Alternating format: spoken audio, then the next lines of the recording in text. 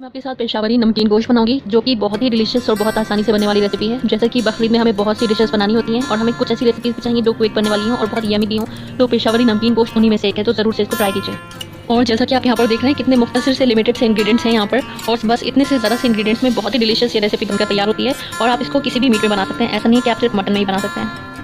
इसको बनाने के लिए मैंने यहाँ पर हाफ केजी मटन लिया हुआ है और साथ में ये 3 मीडियम साइज़ के मैंने टमाटर लिए हुए हैं और इनका मैंने छिलका उतार कर रखा हुआ है और इनको मैंने बस 4 पीसेस में कट करा है हर टमाटर को। 1 टेबल स्पून भर के अदरक लहसुन का पेस्ट लिया है, 1 टीस्पून नमक और हाफ टेबल स्पून काली मिर्च का पाउडर लिया है, 3 से 4 हरी मिर्च लिए हैं और 2 से 3 टेबल स्पून हरा धनिया लिया है, 1 टेबल स्पून बटर लिया है, ये ऑप्शनल है, और 1/3 कप के करीब हम तेल लेंगे।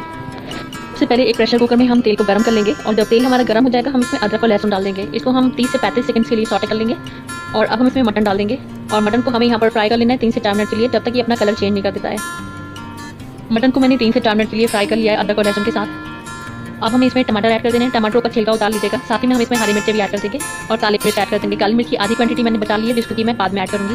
और साथ ही में हमें नमक भी ऐड कर देना है यहाँ पर और इन सभी को हम अच्छे से मिला देंगे मटन के अंदर।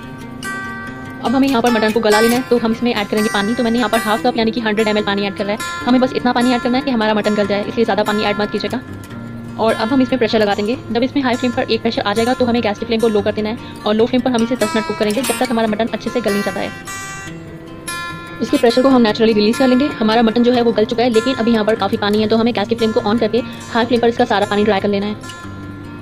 हमें यहाँ पर मटन को इस तरह से फ्राई करना है कि जब इसका पानी पूरा ड्राई हो जाए तो हम इसको 3 से 4 मिनट के लिए और फ्राई कर लेंगे, ताकि जो हमारा मटन है उसमें किसी तरह की कोई स्मेल ना रह जाए।